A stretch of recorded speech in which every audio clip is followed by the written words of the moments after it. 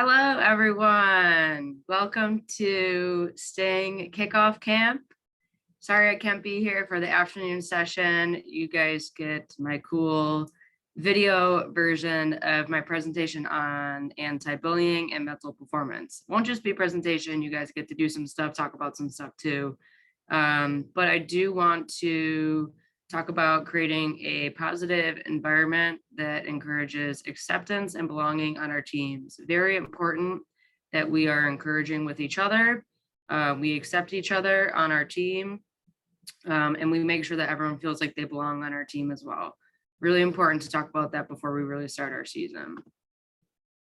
First things first, I'm going to go through some stuff and I'll say pause the video. I'm going to have Dave or Janelle or whoever is kind of running this session pause the video for me, so you guys have time to talk about this stuff. First things first, what does bullying look like on a sports team? Pause the video, raise your hand, give some examples of bullying.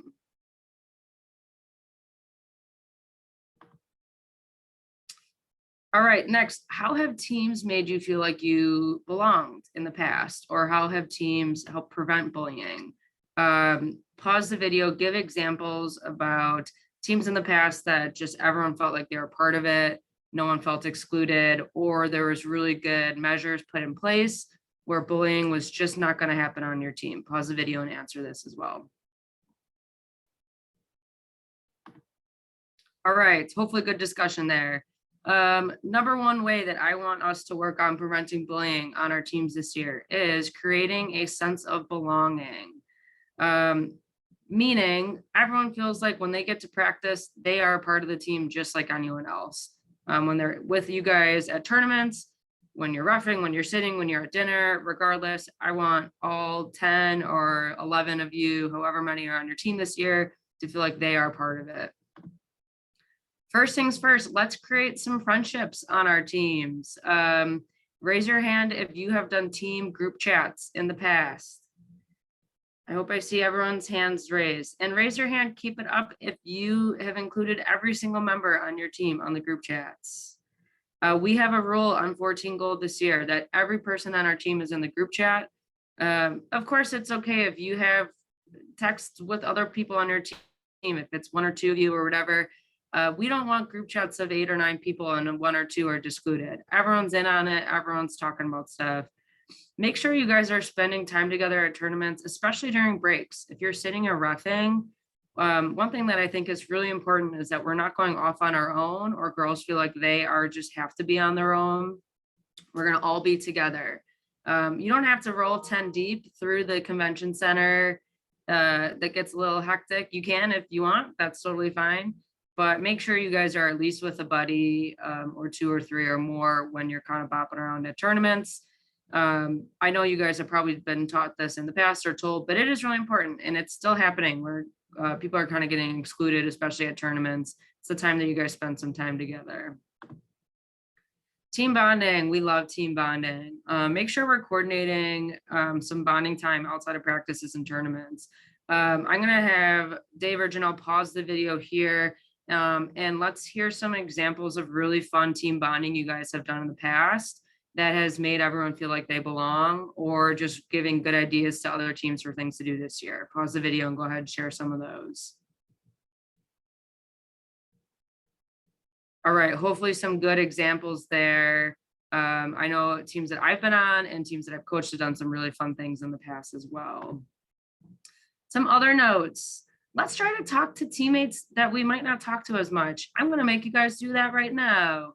So after I explain it, I want you guys to turn to someone on your team that you might not know as well, you might not talk to as much. Share your high from your week and your low from your week. Do that in 1 second. And once you are done, I want a few people to raise their hand and share what their teammate said. I want a couple people to give examples. Let's say I'm partnered with Billy, and Billy and I are partners, and she shared her high and low, and I raised my hand, and I can share that with the entire group of all of you here. Let's get people talking to people that they haven't talked to as much, and then you guys, I want you to do that more when you're at practices and stuff. So take a second and do that right now. Last thing I'm going to say in this slide is making sure we're picking new partners to warm up with at tournaments and at practice. Some teams you get, you're warming up by position. Your coaches are going to have you do that. That's okay. But if it's not, pick some new people to warm up with each time and ask them how their day was, or just make sure that everyone feels like they have different friendships on the team as well. All right, who in this room is a fan of the hit show The Office? I've been a fan since day one, since I was like your guys' age. We're going to talk about a team rule for anti-bullying this year. Dwight shows that if you don't learn your rules, you're going to get eaten in your sleep. Your coaches won't make you get eaten in your sleep, but there are going to be some really strict consequences, especially this year, about anti-bullying and team rules. With that, I talked to your coaches 2 weeks ago at our coaches clinic, and we're all on the same page. No bullying this year, no tolerance for it. There's going to be some consequences for that. So like I said, anti-bullying rule, firm consequences. One of the consequences we talked about is losing playing time. Quick show of hands, does anyone want to lose playing time this year? I can't see you guys, obviously. I'm hoping no one raised their hand, which means no one wants to lose playing time, which means no one's going to be bullying this year. Yay, we're not doing that. Firm consequences, could be other consequences too. And your coaches, I'm going to leave that up to them, but no bullying for sure. I also want to encourage you guys to do check-ins with your coaches and really be comfortable reporting issues. I think that that's a barrier to a lot of, especially teenagers, if they don't want to be the person that like tattletales or snitches. I'm encouraging snitches for bullying. Snitches are good in my book if you are reporting someone being not nice to someone else. And we want to look out for each other. We want to take care of each other. We don't want anyone to feel like they don't belong, or they're getting treated differently, or they're getting bullied. And just also as a side note, bullying is going to look different on each team. You guys are going to come up with that kind of definition with your team, with your coaches, about what bullying is. Harmful, like joking and stuff like that usually is okay, but there might be some people on your team that are not comfortable with that. So we want to make sure we have a good standard for it. We're not going to be doing it. Make sure you're comfortable with talking to your coaches. Coaches are going to check in with you guys and team leaders about anything going on off the court as well. So in summary, no bullying. All right, switching gears just a little bit. We're going to talk about mental performance and communication. I am the mental performance coach here at Milwaukee Sting, as well as the assistant for 14 Gold. And I think it is something that we could talk even more about, mental performance. I could do like 10 hours worth of it, but I'm going to merely make it specific about communication today and ways that we can communicate with each other, ways we can communicate with ourselves to make sure we are mentally confident and really strong heading into the season. So I break down communication into two different sort of areas. One is in how we talk to our teammates. I think that we can get kind of caught up in the heat of a game, and we don't realize that our words have a really big impact on our teammates' confidence. Watch the way you talk to your teammates. Sometimes we talk to our teammates the way we want to talk to ourselves, and the way we talk to ourselves maybe it's not that helpful, and we think it's helpful for other people, and it's not. I'm going to get in a little bit later about specifically what I mean, but I think that that's one big one. Also, how we talk to ourselves. You guys are high schoolers. You have really good critical thinking skills at this point in your life, I hope. And you kind of recognize that we have control over the way we talk to ourselves. Sometimes I forget that as a 29-year-old that I can control my thoughts. But I can, and so can you guys. Every single person listening to me right now has the capability to control their thoughts. And I want to give you guys the empowerment to do that. We're going to talk about different ways that we could talk to ourselves that will be really helpful and encouraging and not kind of bring us down. But I think kind of watching what we say to ourselves, especially in games and matches, is really important in terms of getting our confidence up. Like I said, gaining confidence on the court can come directly through communication. When I talked to your coaches 2 weeks ago, and gave a similar presentation. I talked all about the way I want coaches to give feedback this year. So coaches are going to be thinking about that and different ways to talk to teams that are really helpful. I know you guys internalize a lot of what your coaches say, so I talked to them about it. Hopefully they listened or heard the coaches that were at my presentation. But I think that you guys also have the power to watch what you're saying to yourselves, saying to your teammates, to ensure that we are instilling a lot of confidence. All right, let's play a game. Are you guys just sick of sitting and listening to my voice for the last however many minutes? We're gonna get up and play a game. This game is gonna be all about communication. Who recognizes this fun, like you tie into Knott's game? I'm gonna explain it. I think you guys probably all know it. You're gonna get in your group, spread out a little bit. You're gonna get into your teams. Essentially, you're gonna stand in a circle and you're gonna be reaching across the circle and grabbing the hand of two different teammates across, and kind of tying into a giant knot.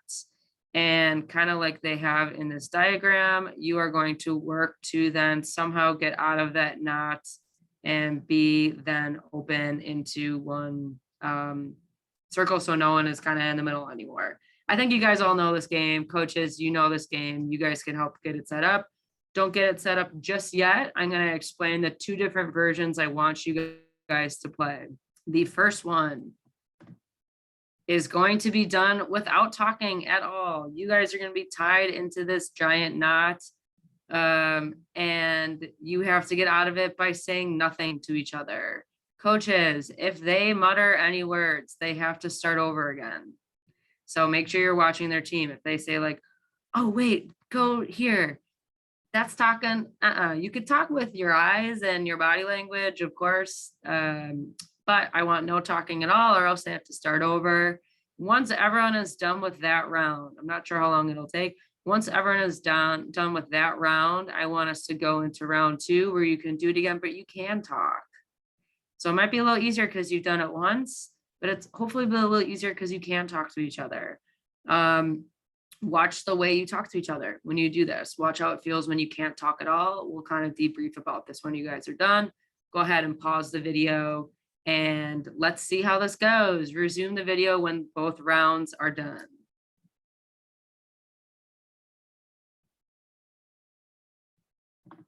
All right, how did it go? I have no clue because I'm not there and I'm making this video on Friday and tomorrow Saturday and I didn't see it. So hopefully it went really well. Let's talk about this. I'm gonna have you guys raise your hand and answer. Let's kind of debrief about it. Round 1, let's talk about how that felt to not talk at all. A couple people pause the video, raise your hands and give me what that felt like to have to do this task without communicating.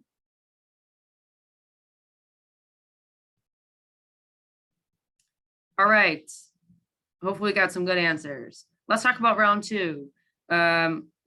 First question, pause the video after this. What did it feel like then to be able to talk? How was it more helpful? Pause the video, answer that. Great. My third question is, what kind of communication helped? What was the specific things that helped? What was some things that teammates said to you, or the way they talked, or the things they were saying that were really helpful in you guys being able to get this done? Pause the video, answer that.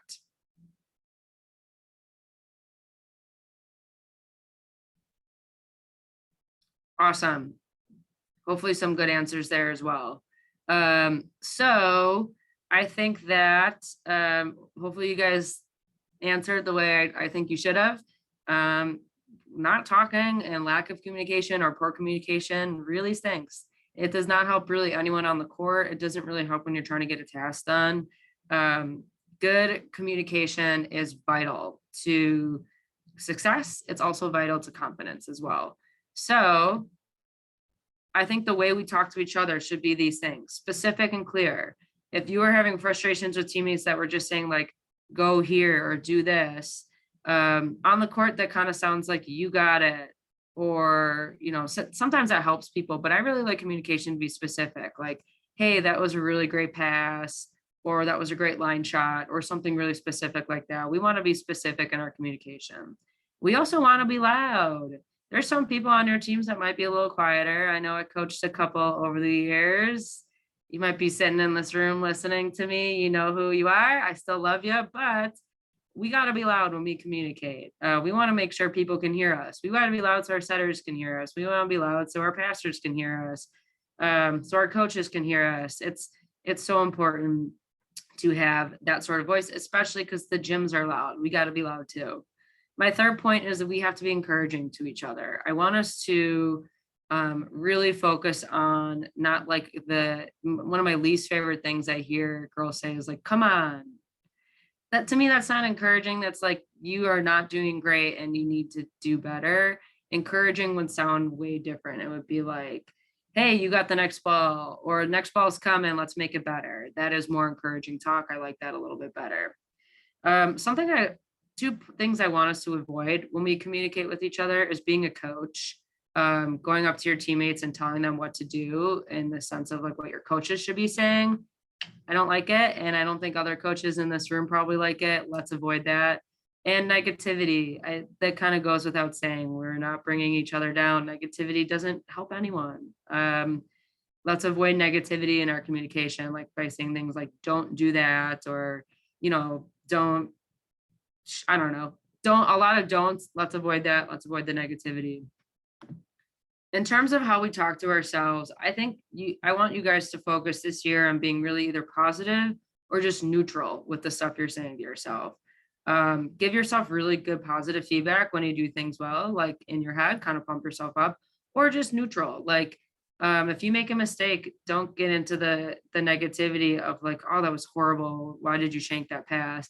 And just make it really neutral, like keep your shoulders forward or hands to the ball. Those are really great ways to talk to ourselves that are just have no emotion behind it, and that kind of helps us stay level.